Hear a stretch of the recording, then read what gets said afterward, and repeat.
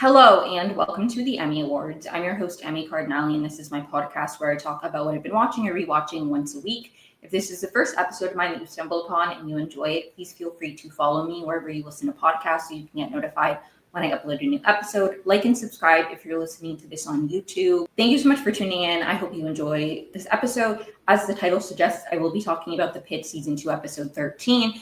And I made this disclaimer in my last episode and it ended up actually being like a normal length. It actually ended up being longer than the episode previous where I was talking about 2 episodes of the Pitt.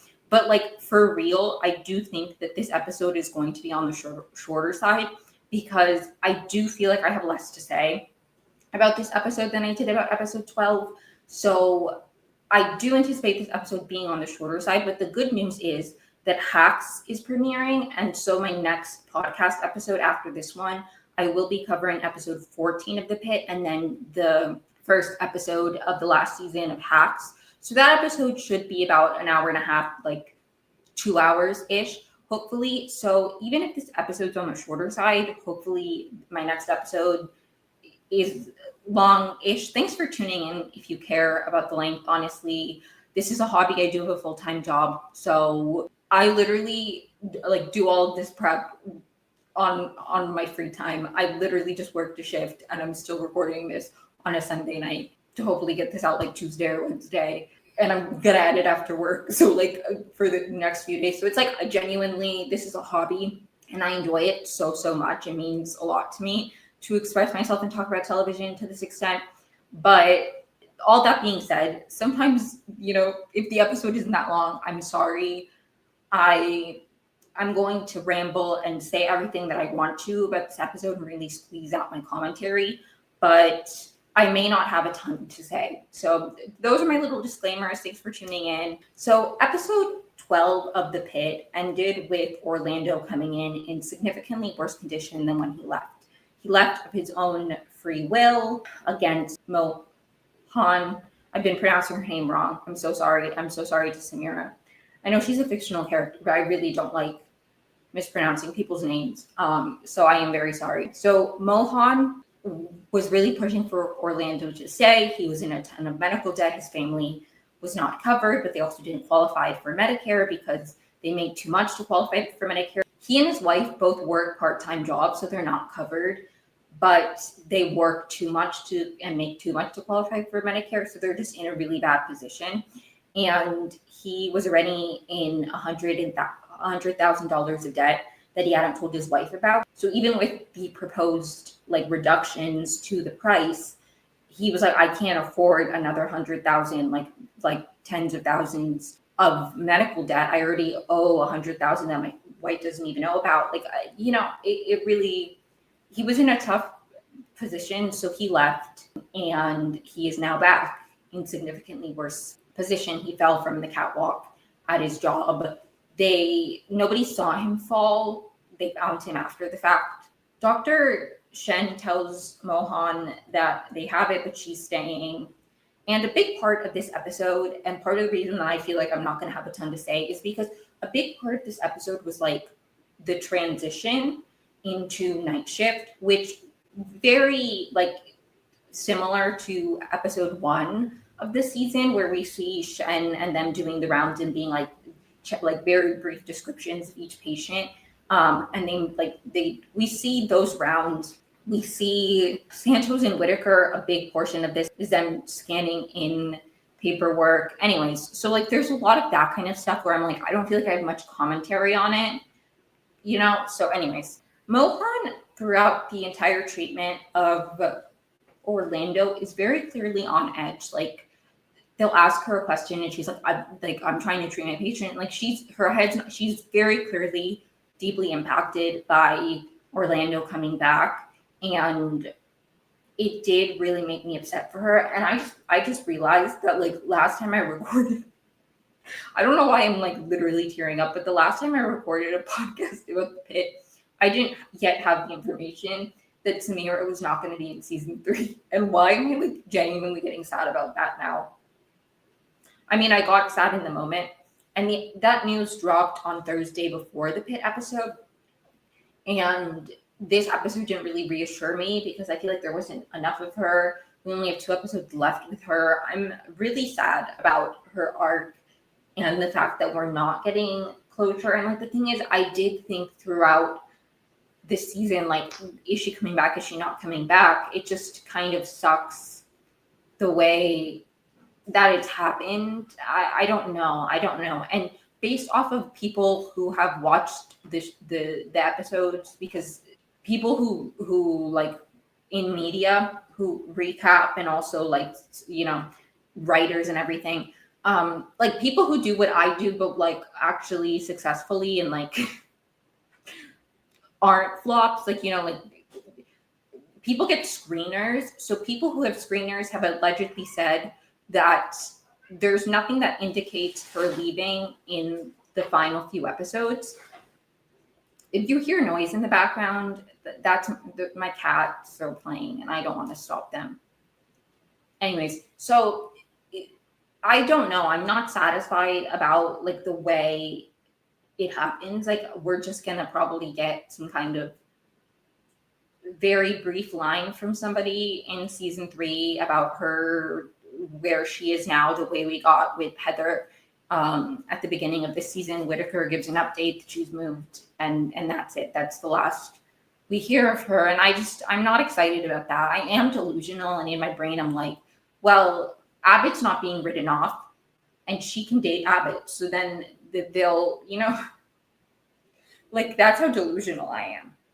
Like, the thing is, they like, she talked about how her ovaries, like she's thinking about settling down. Like, they could do something where she starts dating Abbott and then she's still a character in the periphery, and then she comes back and works in the ED. Like, it's not over, guys.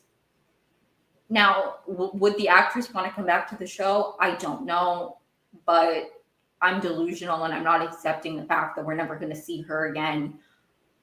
So it was really upsetting to see her in this episode. But anyways, there's a funny moment where Shen asks if they had any like cake for Robbie's not birthday, for Robbie's like going away, and he was like, no. And he's like, damn, I really wanted cake. I love him. Santos is filling in Cruz, who we meet for the first time, I believe. This actor is also in Abbott Elementary. I like him on that show. I don't think I've ever talked about Abbott Elementary on this podcast, but I do watch Abbott Elementary. My cats are fighting. I'm sorry. This is a single mom who works 2 jobs, who loves her kids and never stops. That's me right now. Anyways, Cruz, who I really liked. Okay, I grew quite fond of him. I was like, I really like Cruz.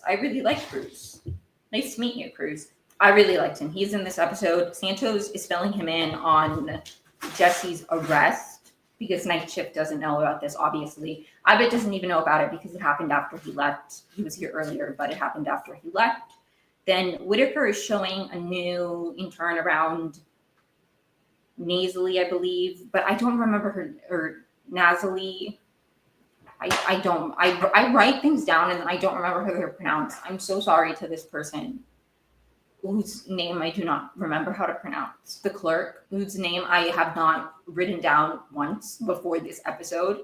I've simply referred to her as the retired clerk. And I denounced her in my last podcast because before that, when she was talking about being laid over by the tech revolution, I felt a camaraderie to her. And now my camaraderie is gone, okay? If you were ever like, oh, I mean, felt a camaraderie toward Monica, I hate Monica now. I hate Monica, okay? She's made an enemy of me. I do not like Monica. So she is just so rude. Whitaker introduces the new intern, whose name I do not remember. He should have, no, I'm so sorry. I feel so horrible. Like, the thing is, I look it up, but I'm scared of my audio disconnecting because I've had some audio issues recording. But anyways, Monica is like, I don't need to know that about her name. She's right there. You can't say nice to meet you and then just not retain the information like a normal people like me do. No, I'm so sorry to her. But like, okay, you don't need to know that. That doesn't mean you can't like introduce yourself to her like a human being. And then Al Hashimi introduces, like they introduce each other, and Al Hashimi speaks Armenian to her, and she's like, oh my god, you know Armenian? And she's like, enough to get by. And it was a nice moment that kind of mirrored when Ogilvy introduces himself, a little bit of Persian to her, and she's like, oh, you know Persian? And he was like, enough to get by, you know. Like it was a nice moment of like, I like these moments, right? And so it's like a nice moment. Oh my God, that's amazing. And uh, then then Monica is looking at them like they're freaks because they're daring to speak a language that isn't English. Like I hate this woman. I hate this woman. And we're not gonna get any closure for that. She's just gonna like not be here next season, and that's it. Like I want something bad to happen to this character, and I know that's not good. I know that's not a good thing to wish on people. And I've said many times on this podcast that I don't think punishment, I don't think suffering makes cruel people kinder. For me, it's not even about her improving. I hate this character so much that I want to see her. I'm kidding. I actually don't. I don't care enough about her to see her longer. So anyways, I'm kidding. Okay. That is dead ass how some people talk about Santos, though. Like, for real. That is how some people view Santos. I don't care enough about this character. Like, the thing is, she did very deeply upset me. I think, honestly, part of it is I do feel like an anger because I tried to empathize with this woman. She's not real, but I tried to empathize with her and being like, it is hard when technology makes your job obsolete. I get that. I think about that every day when I'm designing a newspaper. I think about that every day. You know, I felt a camaraderie to this woman and she's betrayed me. So I really don't like her. And this isn't the last time she's an asshole. Like, she's an asshole throughout the episode. Like, anyways. If she was a real person, I would avoid her or I would be kind to her. You know, like she's a fictional character, so I'm like, I don't care if she suffers. If she was a real person, obviously I don't wish suffering on people. I need to move on. Dana fills Abbott in on the ICE situation as well. Then she fills everybody in about the situation, Jesse being arrested.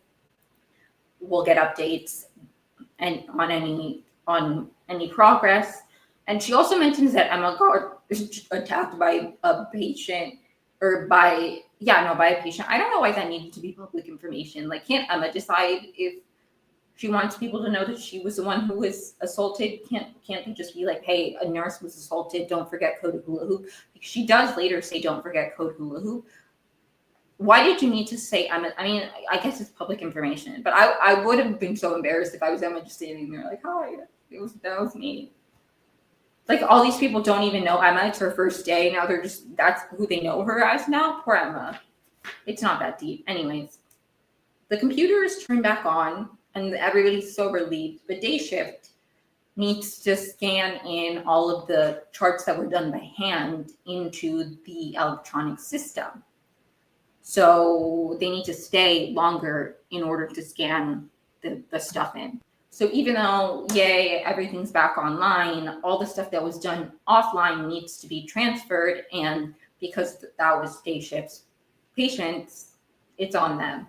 You know, Joy was so smart because she left early, or not early, she left when the shift ended. And if everybody else had done that, then by the time the computers came back, like night shift, that would have been on them.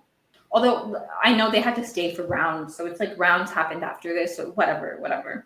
Emma joins Dana for rounds, and I love Emma. Like, it's so beautiful that even after the rough day she had, like, she didn't lose her kindness and her hope and her desire to be a nurse. Like, I loved Emma's character, and I really loved her in this episode, and I do hope she's back for season 3. I'll get to more on Emma's scenes later, but I really loved Emma. They're treating Orlando. He's in critical condition. And based off of the blood tests or whatever they're doing, I don't know.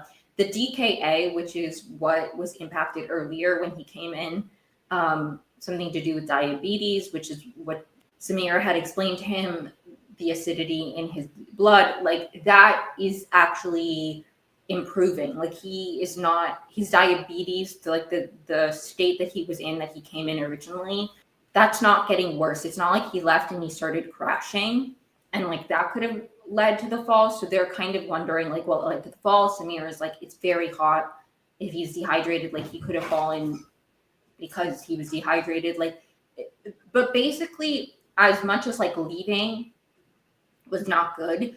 There's not a ton to indicate that that he necessarily came back because like I don't know. I mean, I do think obviously he wasn't in the bed. He shouldn't have kept working. But it's just that's an interesting detail because it's not like the thing that they were worried would get worse is what got worse. I think he was just generally unwell. So like I don't know, just an interesting detail when it comes to the Orlando of it all. And I'll get more on him later. Perla has some information because her brother-in-law is a cop, so we get an update on Jesse. Basically, the processing is done at one facility, and then he'll be taken to a detention center in I don't remember what city they said, and it was 2 hours away. The big storyline with Emma this episode was Digby getting a haircut and a shave, and this was so beautiful, and I really, really loved Emma in this moment. I think this was such a beautiful way to wrap up her arc this season because it was a very beautiful, wholesome ending to Emma's arc. Like she's really had like a roller coaster of a shift with first like things go offline and then she's there with Dana doing the sexual assault. She speaks to the victim and encourages her to finish the exam so she can have the option to seek a legal route if that's what she wants, like to file charges. Her arc has been so beautiful, and it was specifically so beautiful to end it this way with Digby, who is a character we saw early on and then kind of wasn't super present throughout the majority of the season, but we saw him now and then, and it was just so beautiful and sweet that despite the intensity that Emma experienced on this day, she didn't lose like her kindness. She still wanted to do rounds with Dana. She still wanted her experience of being a nurse, and she helps Digby shave, and he's like, how long have you been a nurse? And she's like, this is my first day. And like he's just so kind to her. Dana helps cut his hair, and we get some more backstory on him. His daughter lives in his house, and Emma's like, where do you live? And he's like, wherever I want. The last time he cut his hair was for his daughter's wedding, and they talk about him dancing with his daughter at her wedding, and it's just like so beautiful. Like it's so beautiful. And I think especially when we open Digby's story with like a lot of stigma and everybody's like, he smells, and like they're like, please treat him first because like, you know, and it's just so beautiful. It's so beautiful just to see him, something as simple as getting a haircut and a clean shave and being treated like a human. I'll move on. A boy named Grady comes in and he has asthma, but he lost his coverage, so meds became too expensive. So the meds that he used to be on, he's only on like one of those, not the other one that's like too expensive. They get the more affordable ones at like a local clinic, but the inhaler is like $200 for like a small inhaler every month. And we find out later in the episode that they lost coverage because like the mail got sent back or got sent to a previous mailing address and it wasn't forwarded to them. So they never got the notice or the form. Really a clerical reason that now they like this young boy is in critical condition because, and it's just like, there have been obviously a lot of stories about like insurance and the like unbelievably absurd and angering insurance situation, Orlando being a huge one, where it's like you work multiple part-time jobs and you make too much to qualify for like Medicare, but neither of your jobs offer coverage. And it's just like fucked up that you have to get coverage, like that you have to have a job to have insurance. Like I don't know. It's really just the whole insurance thing is really messed up in my opinion.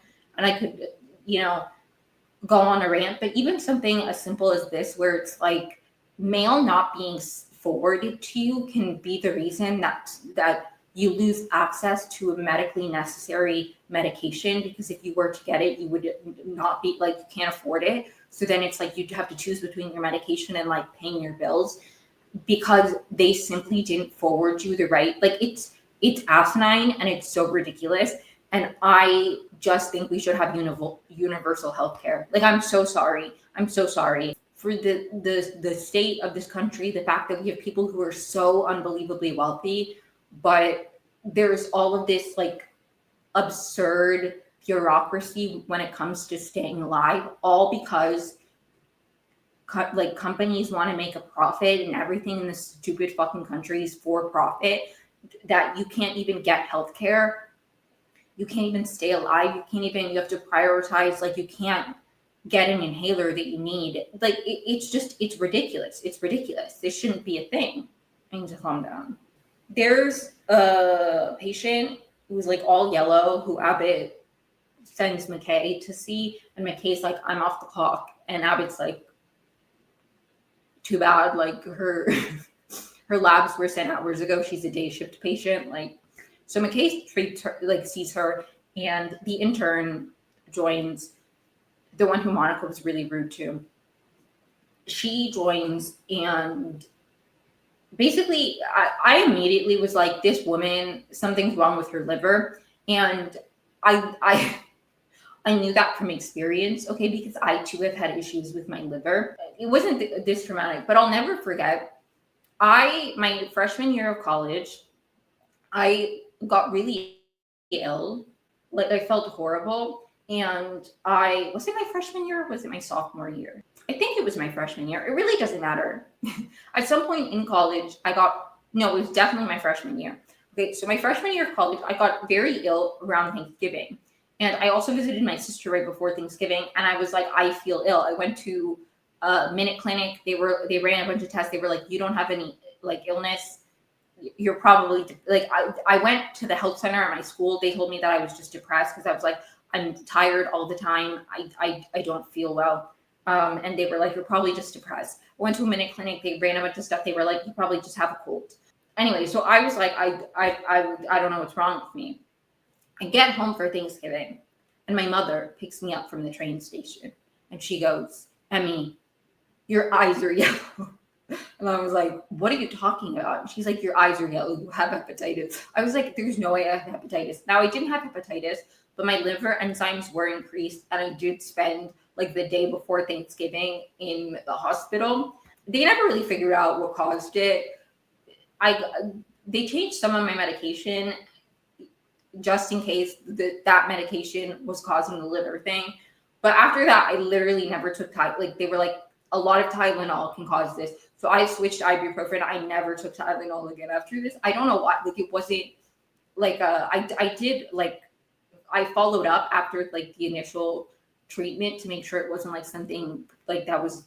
And one thing was, it was so funny because every time in college later, when I would tell the story, people would be like, well, obviously you were just drinking a lot. Like, it was your first year of college, you were drinking a lot. Your body like wasn't used to it. I was like, I actually wasn't drinking. Like, that wasn't it. Like, I swear to God, it wasn't that, because I wasn't drinking my first year of college. So like, it wasn't that. It wasn't that. Anyways, but alas, the yellow eyes, when she had yellow eyes, I was like, her whole body's like, she's yellow, but her eyes specifically very yellow. So I was like, well, something's wrong with her liver. But all the questions, she doesn't take Tylenol. The bronzer that she does is like natural. She's vegan. Like, all of these things that could increase your liver. She doesn't take Tylenol. All of these things that could worsen your liver. She is allegedly not doing any of those. So Dana doesn't know what's wrong. But anyways, more on that yellow patient later. I literally don't know the patient's name. I'm sorry to that patient. I don't really care. Duke is still waiting for his CT. He's upstairs now waiting for his CT. He does get the CT later. More on Duke in a bit. Oh, I just realized I think I said Dana earlier. I meant McKay. McKay takes the yellow patient. She doesn't really know what's going on. I was reading my notes but it's McKay with the yellow patient, which I know I said that earlier, but then later I said Dana, and I need to clarify that I know it's not Dana who's with this yellow patient. Okay. Anyways, Dana questions Robbie on why he hasn't left yet. And this is really funny. He's like, I'm tying up some loose ends. And she's like, you have more loose ends than like, I don't remember the word, but like some kind of tapestry. That cracked me up. And I appreciate that. Like Dana is just, it did get a little bit repetitive. I have seen this note read that it got a little bit repetitive of like, okay, we get it. The Dana Robbie. And I struggled to take notes on that last week too, because I felt like a bunch of micro conversations that lead up to the big conversation. And there was a similar thing this episode, although there were less mini conversations. There was just kind of like, she'd be like, why haven't you left yet? Later, she's like, you can leave any, like there, it was like a bunch of brief moments. And then we ended on a really like big conversation with Dana and Robbie. But with these episodes back to back, I do feel like there could have been a little bit less Dana Robbie back and forth. You know, the ending of this episode with their conversation was really powerful. I liked that. But I do think that there was a little bit too much of like build up, in my opinion. Because there had already been a lot of buildup of like Robbie's acting different. A lot of people are noticing that Robbie's acting different. McKay called it out. Duke's like, why are you trying to get out of here? Whitaker at some point was like, that does sound dangerous about him driving off. Abbott had a conversation with him early on in the season where he's like, if things get too dark, call me. Like there had been a lot of lead up to Robbie not being well that I don't feel like we needed as much build up to the Dana Robbie fight, you know? Or not even fight, but like confrontation. I felt like we got like a mini confrontation last episode, and then we get another confrontation this episode. And I just don't know if the one last week was like, I don't know. I think they could have like combined the ambulance bay conversation with this conversation at the end of this episode. But maybe that's just me, and maybe people disagree. I think I also just was expecting there to be more Samira in this episode. Because I thought Orlando coming back would be like a really big deal for her, and like it would be really difficult. And it was really difficult for her. And I think what we ended the episode on with Samira's story is what makes it like, you know, that TikTok sound where it's like one punch and then it's a really big punch. Like I feel like that is what happened with Samira this episode.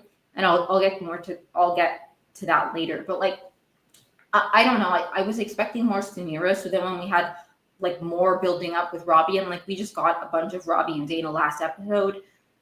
Anyways, Samira continues to like really struggle. She's like, her head's not in it. She's kind of snappy. Ellis at some point asks a question, and Samira snaps. She's like, I'm just trying to treat this patient. Like she is very distraught, clearly, about the whole Orlando thing. I think she feels very guilty. She's already had like a really rough shift. Robbie yelled at her. She doesn't feel like she belongs in the ED. And now this person who she tried so hard to keep around because she was worried that something was going to happen to him. Like, anyways, Langton and Mel are treating the asthma patient. And this was very interesting because Langton, from the beginning, when the kid is struggling to breathe, he's like, if this doesn't work, we should intubate. And I can't remember who's in the room. Is it Shen? I think it's Shen. Yeah, it's like, or maybe, I know Shen is treating this patient, but I don't remember who tells this to Langton. But somebody pulls Langton aside and is like, with that's like a 50-50 shot of like them dying. Like you don't take intubation lightly with an asthmatic patient. Like that's like the last resort. So he suggests that early on, and they end up getting him okay, and then but things are not getting better. So Langton's like, okay, we need to intubate now, and then they're like, wait, what a pneumothorax or whatever. They check for that, which means his lung is collapsed. So they just bent that, and he doesn't need to be intubated. His lung just needed air. Like it wasn't like, anyways. So there's a moment where at first he suggests it, that's told to him that that's risky. Then later on, he pushes that again, and he's about to do it when they're like, wait, what about this other option? And that solves the problem. He doesn't need to be put on a breathing tube.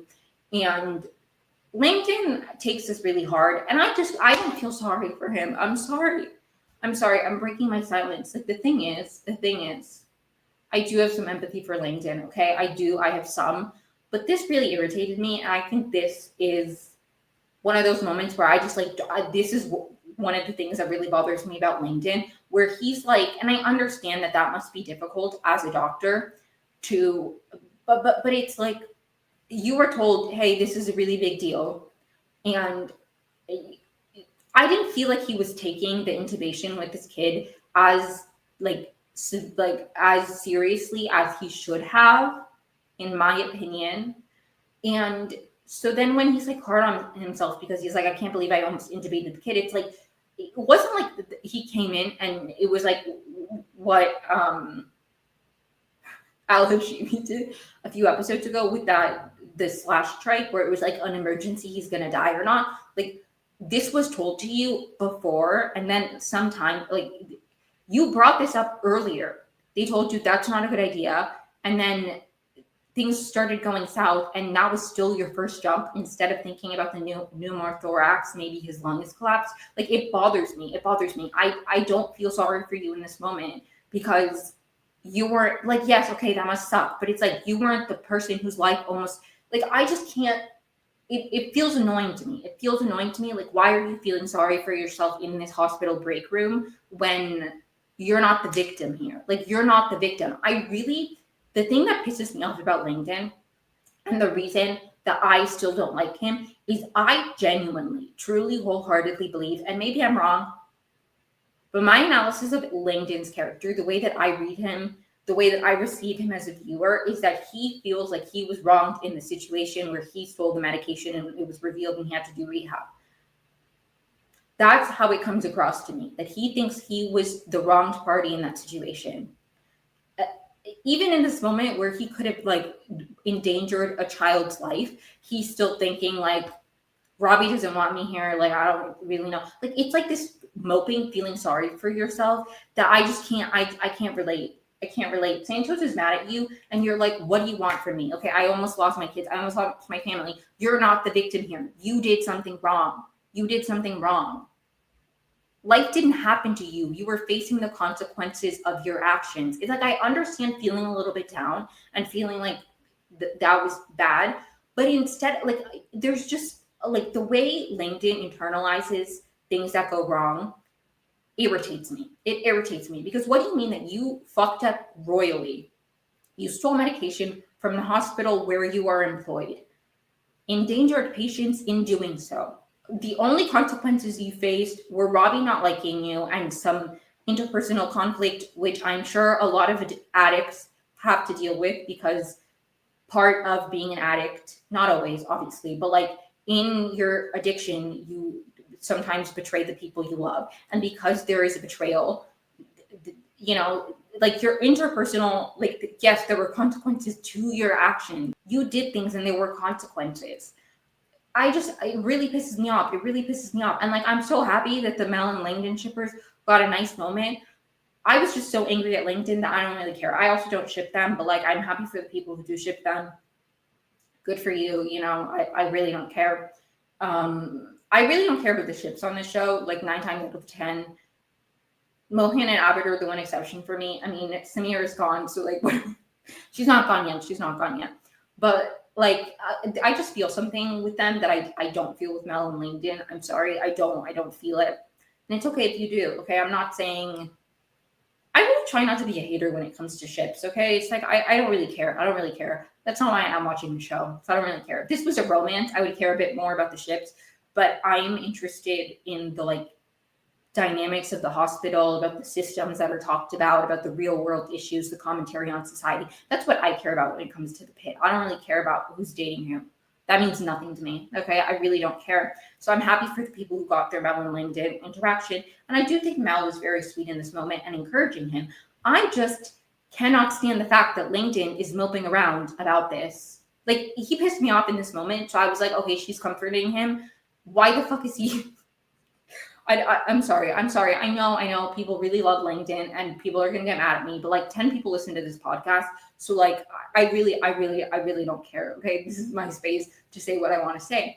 And this moment just genuinely angered me. It really angered me because it's like, nothing happened to you. You made a mistake. And like, it really bothered me that he's like, I don't know if I'm ready to be back. And then Mel's like, of course you are. You would have caught that. And like, I think genuinely, if it was like a moment of like panic and he was like, we need to intubate this kid, and then they were like, no, it's pneumothorax, I don't think I would be as bothered. But the fact that he brought this up early on, and then they were like, hey, that's really risky. And then he still didn't stop to think, hey, this is really risky. Like, I just don't like it angered me on the child's behalf to the point where I was like, I don't feel sorry for you, Langdon, that like you were told this is a very big deal and then you still pushed for it. And now you feel bad that that was a very big deal and it could have.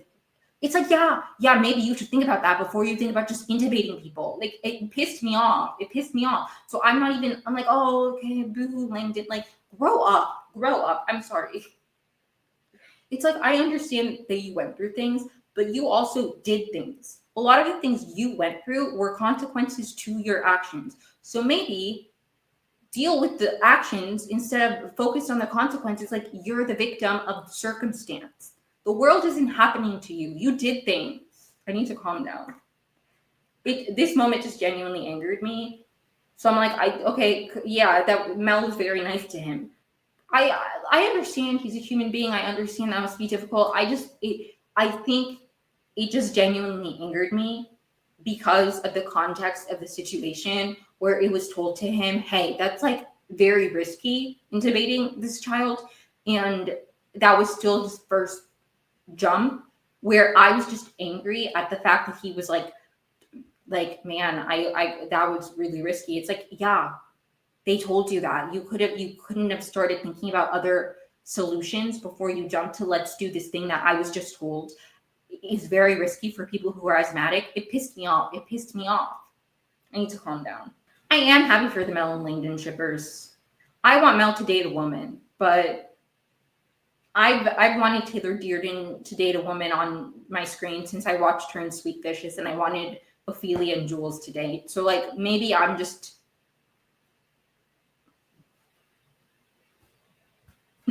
Santos and Whitaker begin to scan the paperwork, which I mentioned earlier, and they talk very briefly about their living situation.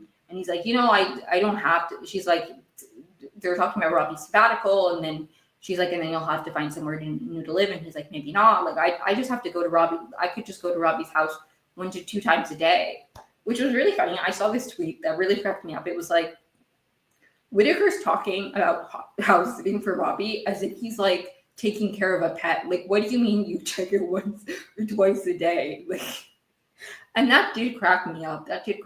Because it's like, that's so true. It's like if you're just house sitting for somebody and they don't have like an animal, it's like you check their mail. The mail comes once a day. You like sweep, water the plants.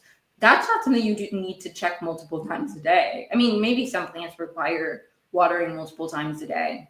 I don't know. But like that did crack me up because I'm like, that's so true. That's so true. But I don't know, because I've never house sat for somebody. Like, I don't know what the vibe of house sitting is. But I do feel like if I was like taking care of somebody's house, I wouldn't need to be there all the time, But also once or twice a day is funny. It's like you leave and you come back. It's like, wouldn't you just stay there, do everything you need to do, and then go home?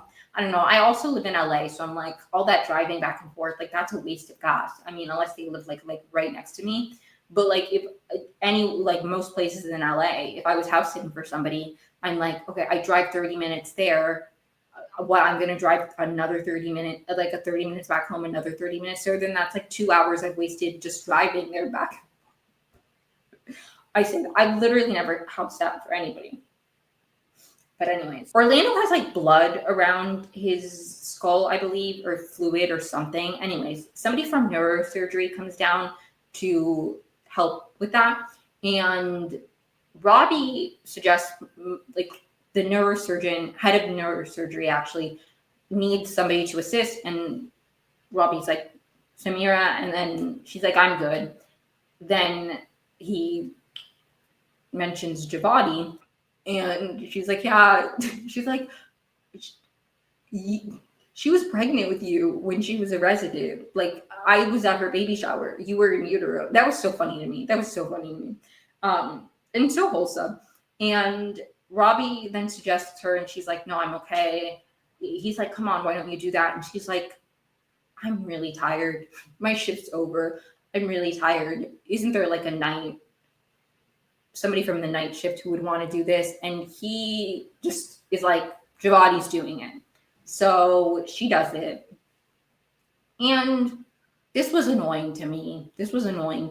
Like, the thing is, It's really interesting how Robbie's teaching style and approach and the way he pushes his employees and students and all of that. Like, it's interesting how when his attitude is different, it doesn't feel as like aggressive and judgmental and intense, because it's like I do think there's a really great aspect of him that I really appreciated, and that I in my early coverage of this season I talked about how the way that Al Hashimi was approaching the residents and the students like was bothering me, because I feel like she was just telling them what to do instead of like having them have agency. And I do think there's something about Robbie's approach that I do appreciate and I do like. But it's interesting how when there's like a level of like negative energy around him and he's so like miserable in his life and he's so unwell, there's like I feel like Robbie from season one, if he had pushed her in this capacity, it would have felt a little bit different. There's like a tone to it that feels like really pushy and negative, and I didn't like it. Whereas other moments where he's been very, I think it's just something about like, I do like the agency and the free choice. It's like the fact that she was like, I really don't want to do this. And he still pushed her. I don't know. I don't know. I think she ended up like appreciating, like she liked doing it, but I still just think people have the right to say no. And I think again, a lot of it's hard because it's like Robbie is clearly pushing and being, he's very unwell, so that's coming across in the way that he's communicating and behaving and everything. So it's hard to say. It's hard to say. Al Hashimi zones out while treating the asthma patient. This is before the Langdon thing. I'm just jumping around, anyways, because I wrote down in my notes the first time that Langdon was like, "Why don't we intubate?" And then I just went on the whole tangent about how that whole arc played out. But before that whole thing plays out, when Al Hashimi she's like, she has a stethoscope and she's like listening to something.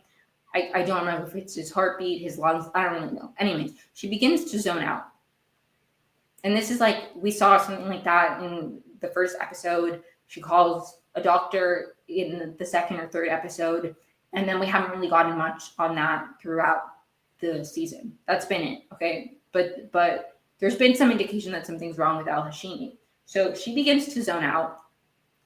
And Robbie notices, because Robbie has left the room where Orlando is, and he just pushed Javadi to do the procedure.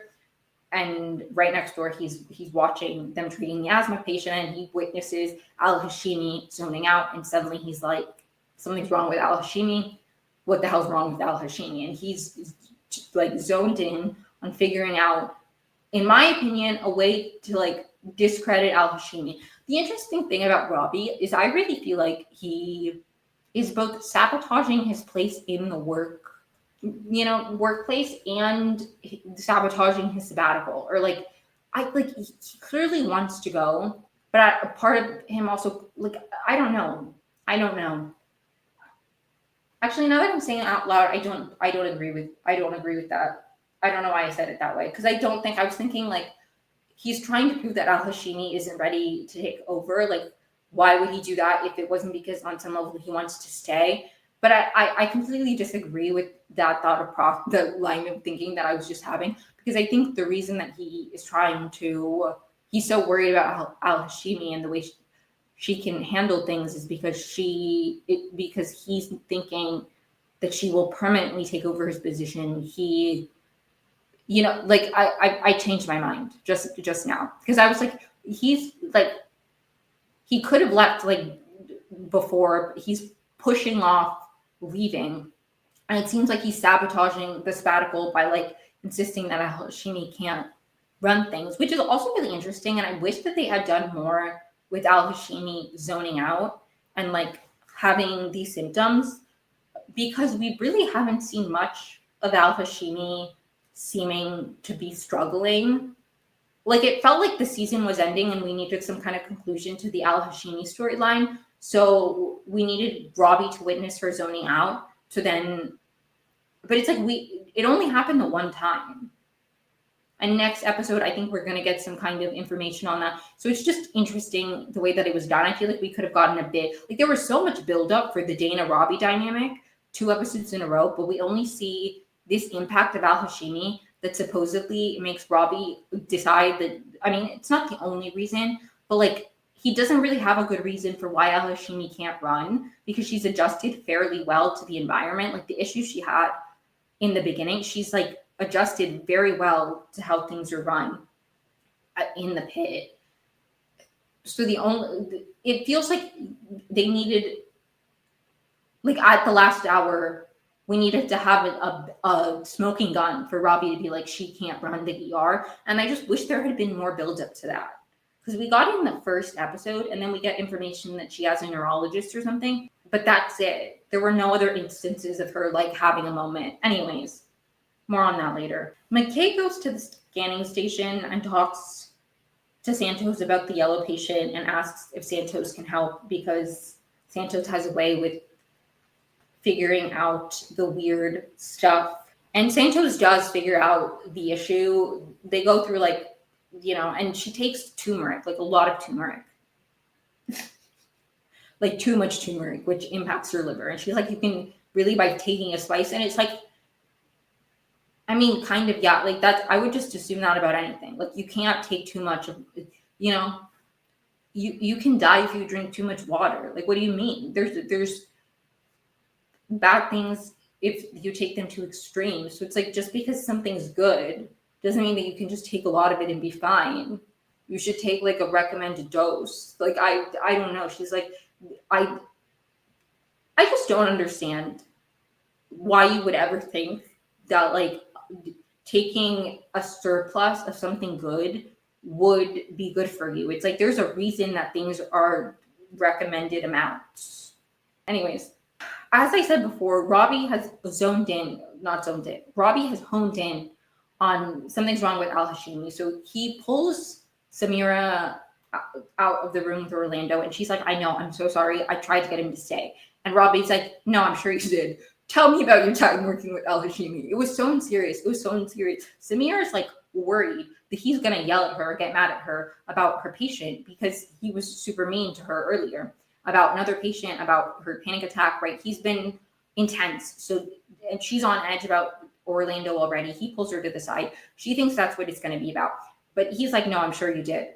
Was Al Hashimi ever weird? He doesn't say it like that, but he's like, was Al Hashimi ever, when you worked with her? And Samira's like, not really, but I did notice her kind of like zoning out with baby Jane Doe earlier. Again, I wish that there had been more moments then, because it's like, okay, she has no background of this happening at the VA. The only moment we saw was her zoning out with baby Jane Doe. And it's like, at this point, we only have 2 episodes left. I don't feel like anything's going to come of baby Jane Doe. Like, I think we're going to find out who her mother is, anything. So unless we find out that she has some kind of connection to baby Jane Doe, then it bothers me that the only time we saw her zone out was with baby Jane Doe. Because not only are we not going to get closure on that, I don't feel like they did a good enough job building up the suspense of like, Robbie has like a real reason, or like it felt like at the last minute they were like, oh, right, we introduced the fact that Al Hashimi zoned out and has a neurologist. We need to bring that up again.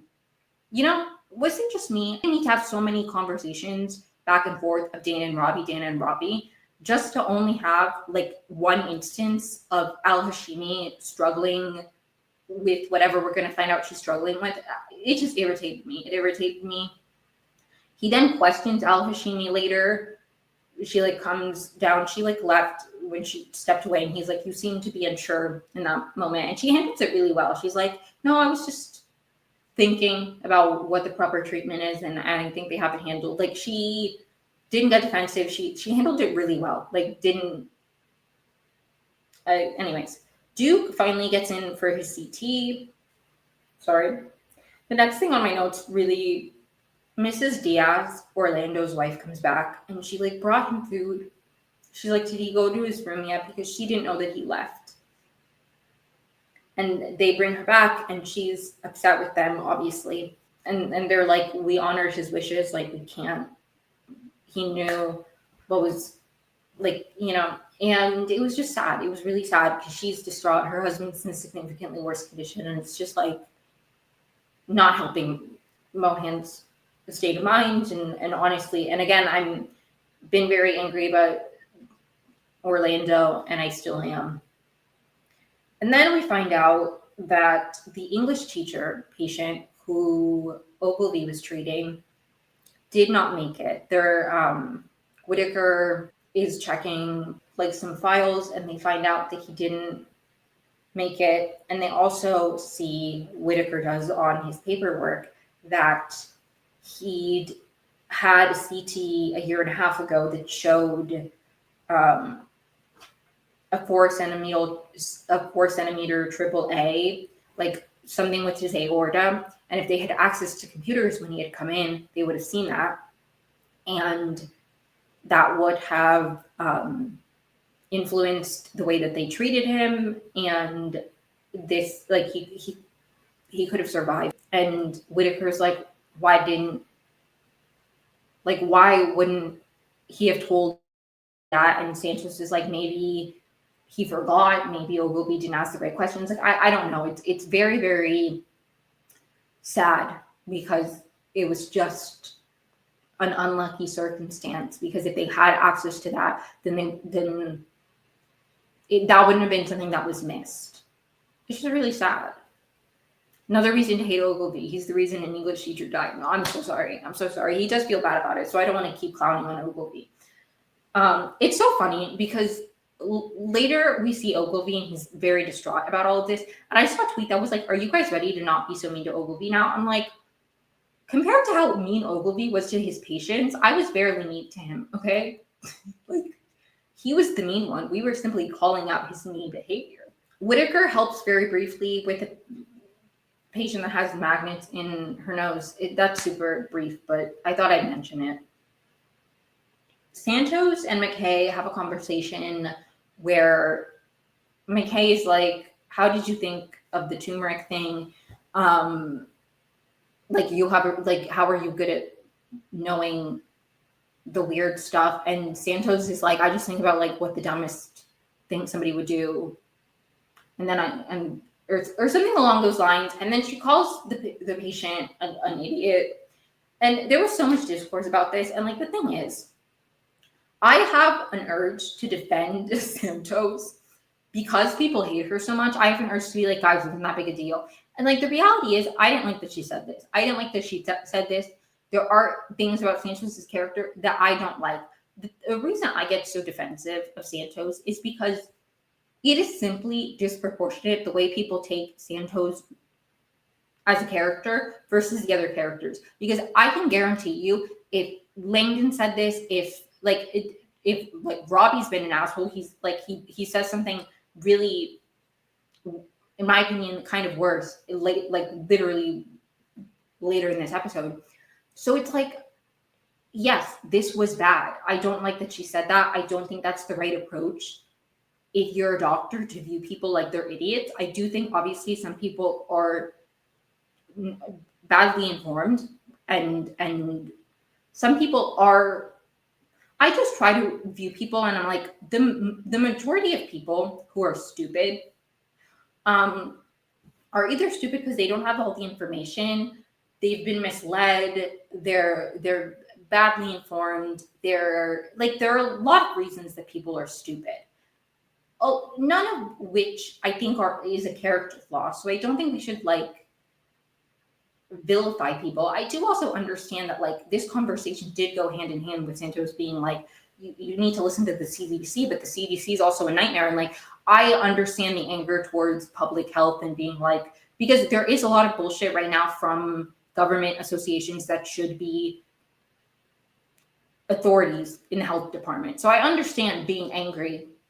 That for me, it's just like, be angry at the systems. You know, it's like this individual patient, I understand you, because I mean, I said that earlier where I'm like, why would anybody think that taking something good for you in surplus would be good for you? Like, that doesn't make sense. You know, there's always an extreme to something. It's just like, I was going to say something and I was like, I actually don't know if this is true. So I don't want to use this as an analogy, but I was trying to be like, if you wanted to bake something and you wanted to bake it faster, so you just changed the degrees, that wouldn't necessarily get you the same product.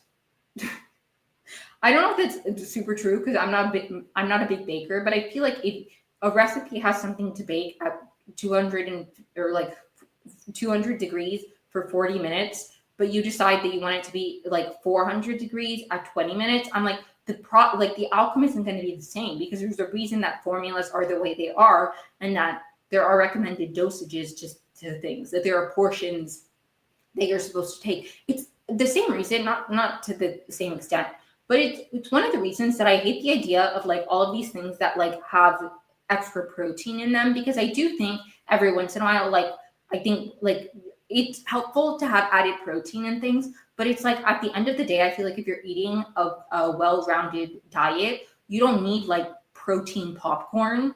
Like that feels so overkill to have everything have protein in it. It's like, why can't you just eat things that already have protein in them? And again, sometimes I think it's great, like if you're like mac and cheese that has like extra protein, I think that's really helpful. Or like frozen pizza. Like when I get a frozen pizza and it has a chickpea crust, I'm like, this is good. I'm getting a little bit extra protein for like a frozen pizza. Like I do think I'm not against added protein in things. I just feel like you don't need like something good in everything, because then it's too much and it's not well rounded. You know what I mean? So it's like I understand this feeling. I just feel like if you're treating people, like I don't like this approach as a doctor. I don't like it.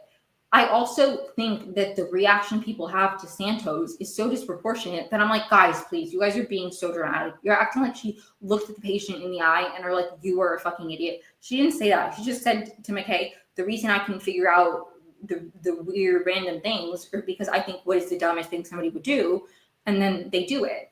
And she's not treating the patients any differently. Like she didn't approach that patient with like judgment or anger. She was just informative to her, and she's figured out the solution.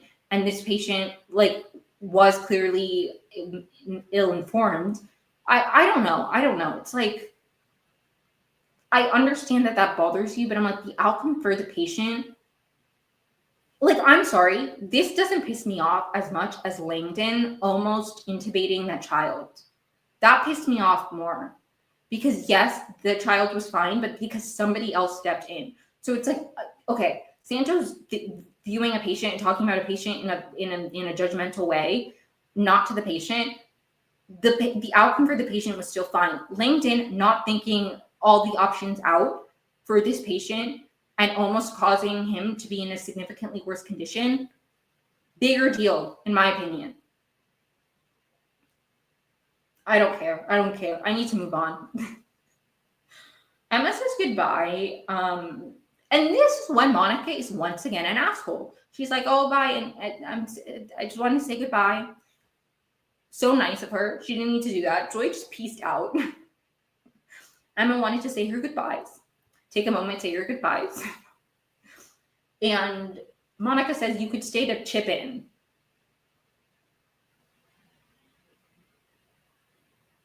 Mind you, she was assaulted and she stayed to chip in. Mind you, she was assaulted and she still stayed and treated patients after and helped shave a man and treated him with all this kindness, and it was a beautiful moment. What have you done besides like scan papers? Like, I'm not saying your job isn't useful, and obviously you helped, but like, please shut up with this. You could stay to pitch in. Shut up. Shut up. I hate Monica. And this is when Robbie says the thing and has the conversation, and I'm like, Santos calling that woman an idiot was not as bad as this, in my opinion, because he starts speaking out loud in the public area. Mind you, Orlando's wife is in the room, and they're out in like literally right there. And he starts talking about how maybe it wasn't an accident, that he like maybe he didn't fall, maybe it was in an accident. I mean, he told Samira he was in $100,000 of debt, and Orlando's wife begins to exit the room, and Dana has to be like, Mrs. Diaz, can we help you with anything, to shut Robbie up, because he's publicly talking about how this man may have to kill himself.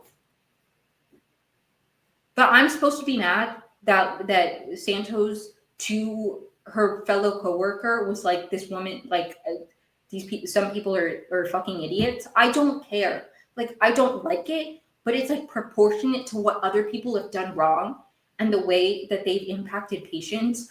or that they may have impacted patients, I don't care. Like I don't like it. I just feel like people, like the thing that really bothers me is I feel like if I was watching the show and I wasn't interacting with the discourse, I would have my own like individual opinion about Santos, but my opinion of Santos is so like influenced by, it's like completely colored by the way that other people talk about Santos, because I'm like, yes, I don't like that she did that. And that doesn't mean she's evil, horrible, evil, malicious person who deserves like everything horrible in the world. The way people talk about Santos is so extreme that I just can't take it seriously. I can't take it seriously. So it really does bother me, because it's like I can be like, I don't like that she said that, and I don't think this is a good approach as a doctor. And I don't think she's an irredeemable monster the way people talk about her. Just like I can be like, I think Robbie doing this was super inappropriate and super fucked up and horrible, just as I think a lot of things that Robbie does are horrible. And I don't think he's irredeemable and a monster and all of these horrible things. Like it just bothers me, because it's like purely, it's just biased. Like it's just biased, and it's fine. Like the thing is, I wouldn't care if people are like, I don't like Santos. I don't like Santos. People have to act like the things she does are like morally reprehensible and significantly worse than anything anybody else on the show does to justify their hatred for her, when it's like, you just don't like her. You just don't like her. She rubs you the wrong way. Okay, she is not evil while the other people are like perfect angels who've never done anything wrong. I need to calm down, but it like genuinely angers me, because what do you mean that Langdon like was told, hey, intubating this patient could be very severe for him. Time passes. Langdon is like, we have to intubate this patient. There's no other option. Turns out there was another option. Somebody else, there was another option. And then he mopes about it and acts like he's the victim of the situation. And I'm supposed to care more about Santos to McKay saying some people are fucking idiots. What Langdon did piss me off more. What Robbie did piss me off more. I'm sorry. I cannot hold this anger that people hold towards Santos, because it's like a lot of the characters on this show do really flawed, fucked up things, or really rude about patients, to patients, insensitive to patients. But I'm supposed to hold all this anger and vilify Santos and treat her like she is the evil mastermind of the show because she called a patient a fucking idiot. I can't take you people seriously. I'm getting way more heated than I thought I was going to. Anyways, Duke's CT results are bad. He has an aneurysm, like an aortic aneurysm. So it can like,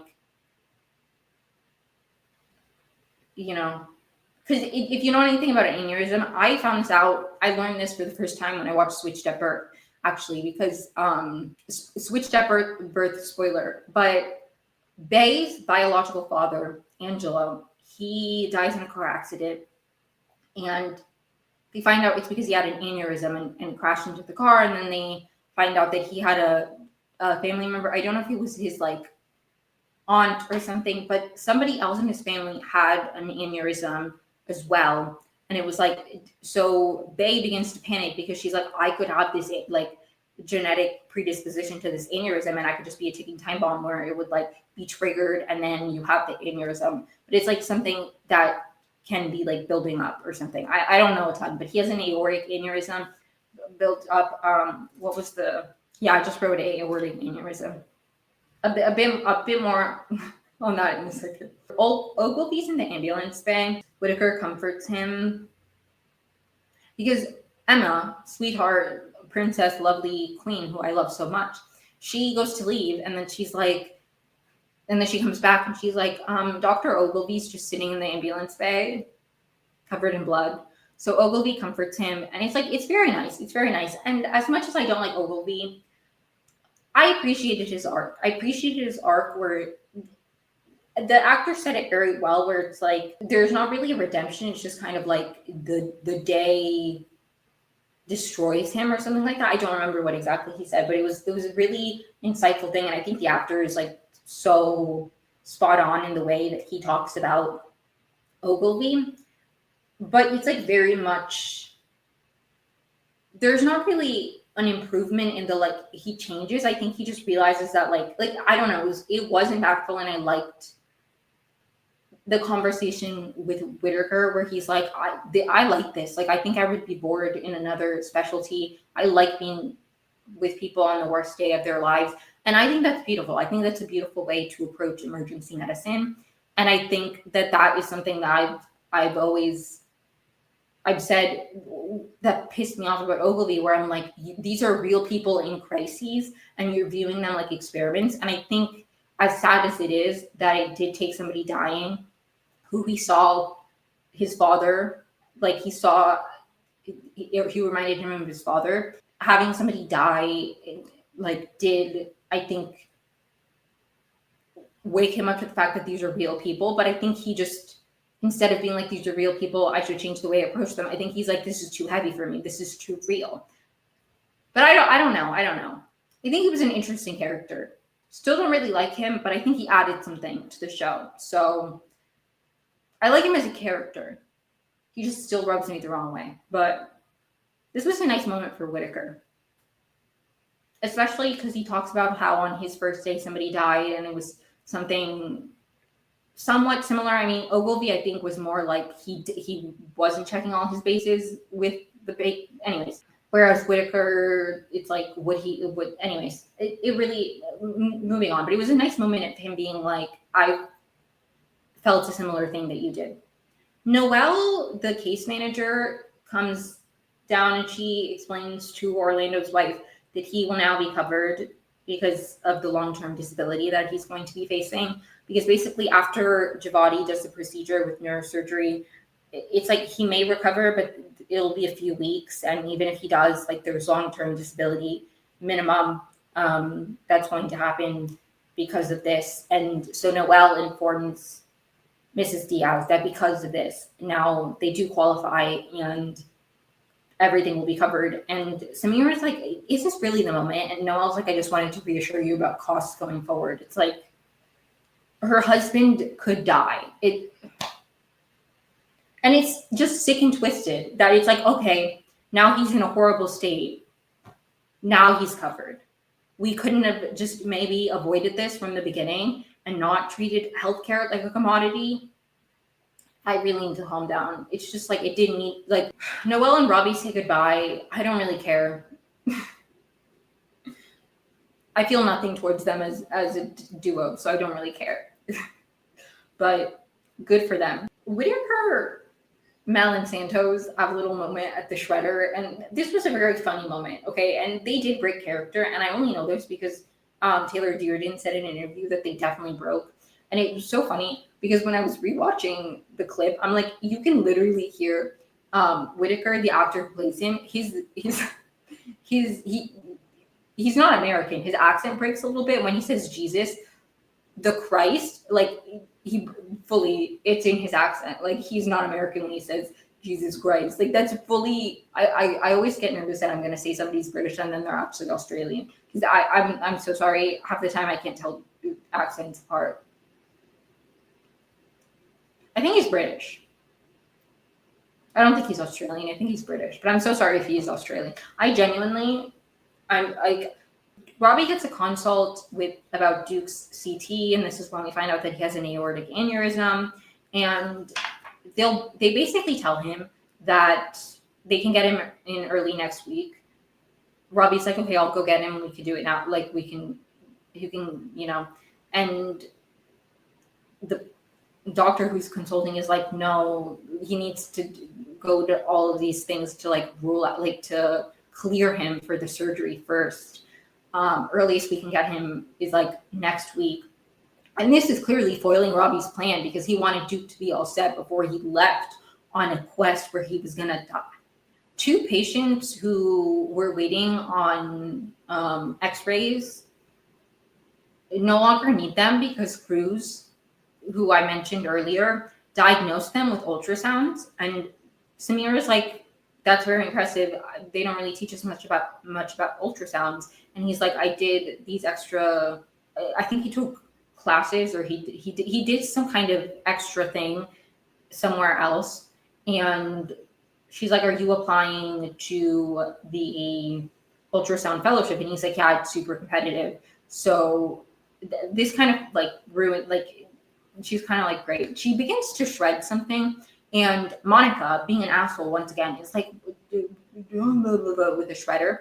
And And she's like, that was just my ultrasound fellowship application. Like, she's like, I'm not gonna get this at this point.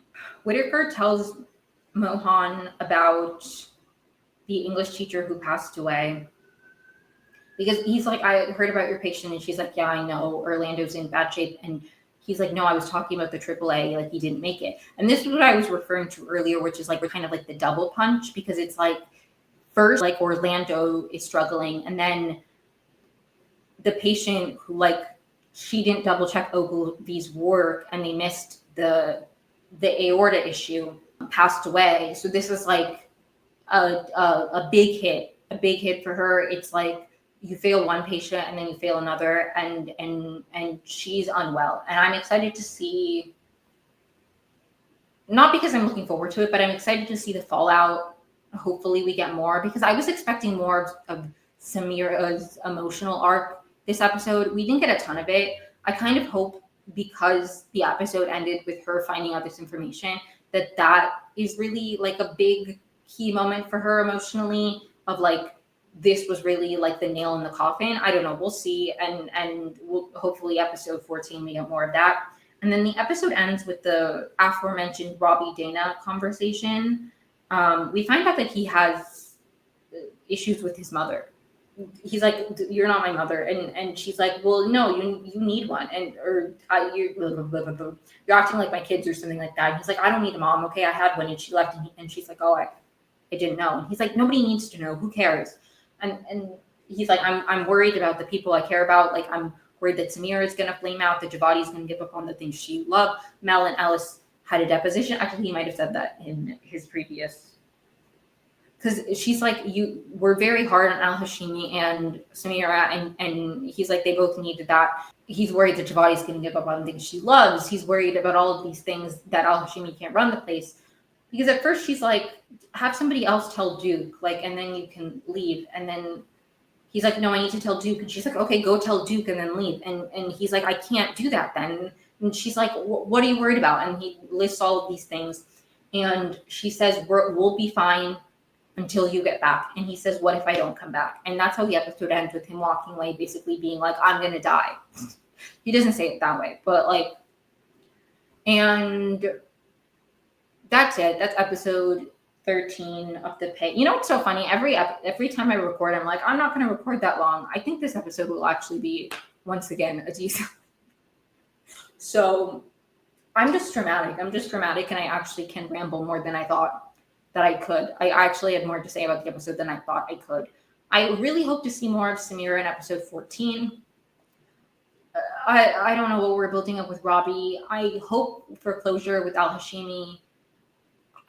I hope for some kind of closure with Baby Jane Doe, but I don't feel like we're going to get it. And then I don't really know. I don't really know how this season's going to end. I really don't. I'm very fascinated to see what the next 2 episodes bring. And I will be here covering it on the podcast. Next episode, I will also be talking about Hacks. So it'll be double feature. I'll be talking about the Pitt season 2, episode 14, as well as Hacks season 5, episode 1. I've never watched Hacks in real time. Like, I watched all of the seasons once I watched all of them after season 4 had aired. So maybe I'm stupid, but I don't know if it's like a 1 episode premiere, if they do multiple episode premieres, but whatever the episode drop of I believe it is like week by week. I don't think they drop all the episodes at once. Yeah, no, I don't think they drop all the episodes at once. So anyways, so whatever amount of episodes they drop, I'll cover that next week. But thank you so much for tuning in. I hope you enjoyed the episode. Like and subscribe. Follow me wherever you listen to podcasts if you care to listen. And you will hear from me next week. Thank you. Bye.